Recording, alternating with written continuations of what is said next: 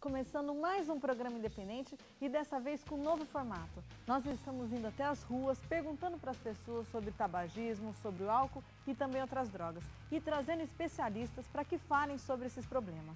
E o assunto de hoje é muito interessante. O tabagismo e a obesidade.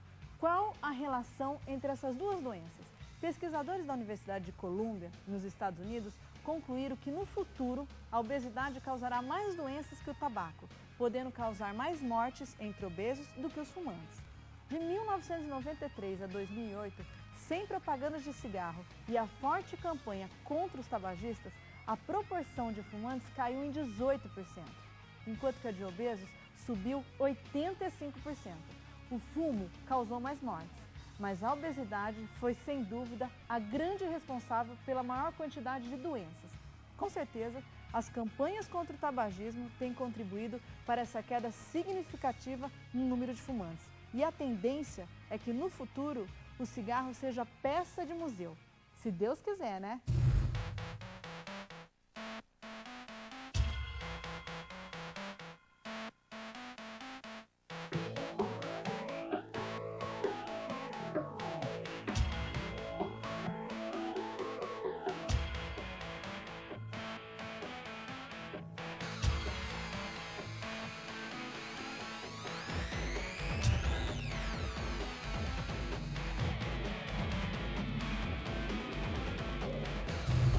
Gosta de ficar perto de um fumante. O cheiro de cigarro, da fumaça, faz tão mal.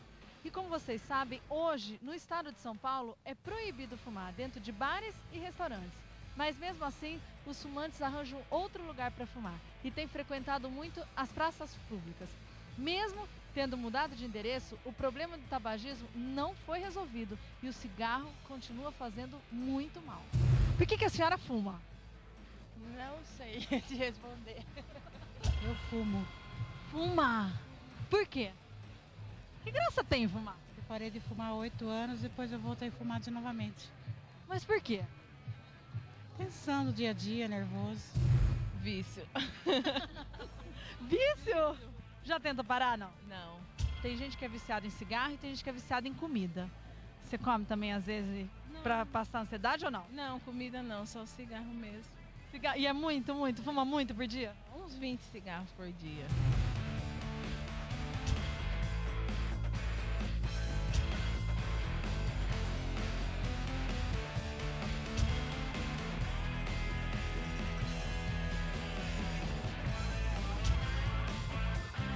A questão do tabagismo passou a ser sinônimo, obviamente, de não ter saúde, de ser um indivíduo doente pelas questões pulmonares. Ele é permissível, é bonito falar que se come, mas o que não se pode é transferir do hábito, o tabagismo, para a comida de uma forma excessiva, porque também acaba sendo uma droga. Então eu sempre digo que nada que se faz exageradamente é bom e por isso que dá a sensação de culpa. Então o que eu sempre peço ao paciente é que tenha esse cuidado, né, em saber qual é o seu limite para comer e ser saudável e não ter o ganho de peso como consequência dessa alimentação exagerada.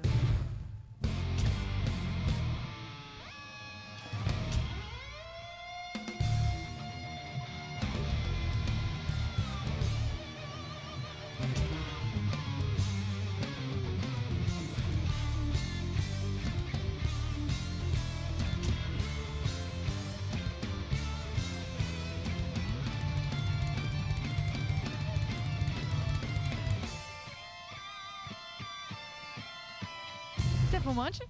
Não, Nunca fumou? não, nunca fumei. Alguém em casa fuma? Todo mundo, meu marido, os filhos, todos fumam. Tem algumas pessoas que não fumam, só que fazem uso demais de comida. O que você acha? Você come às vezes demais por aliviar o estresse, por alguma coisa assim ou não? Ah, sim, é verdade. Isso é verdade. Eu como todo instante. Tem que estar mascando alguma coisa, principalmente se ficar ansiosa, estressada. E você não tenta parar falando, não, hoje eu não vou mais comer, porque senão eu vou ficar muito gorda e eu não quero mais. Ah, eu tento. Isso eu tento demais, sabe? Mas não tem jeito. A gente tá sempre mascando alguma coisa. Há quantos anos você fuma? Há pouco tempo, há uns 60 anos quase. E quais são os malefícios do cigarro? O senhor sabe também? Sei, você sabe os malefícios do ar que nós respiramos? da carne com anabolizantes que nós comemos, da verdura que nós comemos com agrotóxico, o ar que nós respiramos. É um item a mais. Você sabe que a gente está falando exatamente disso, porque a gente viu uma pesquisa que no futuro vai ter mais obeso, gente gorda do que fumante. O que o senhor acha disso? Acredito que sim. Porque a pessoa que larga, automaticamente começa a comer para cobrir a falta do cigarro.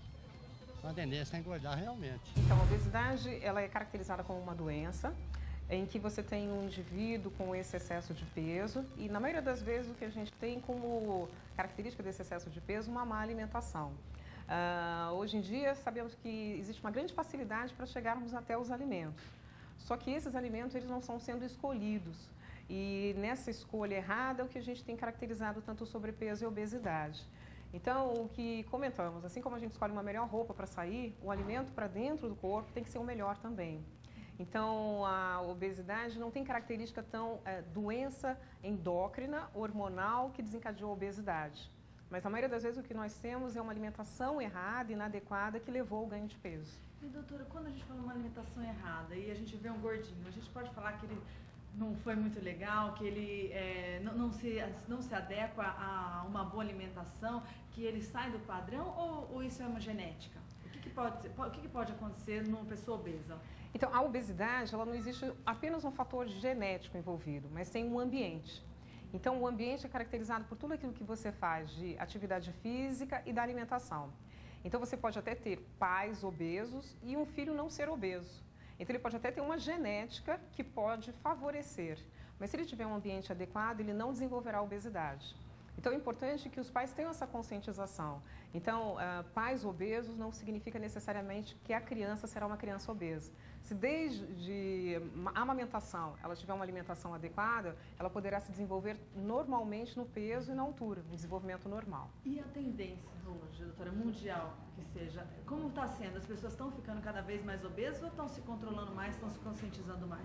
Então, a gente tem uma faixa da população que hoje em dia, eu sempre digo que a obesidade ela pode ser comparada com a nossa evolução na história. A Revolução Industrial trouxe para a gente os alimentos industrializados. Só que esse alimento industrializado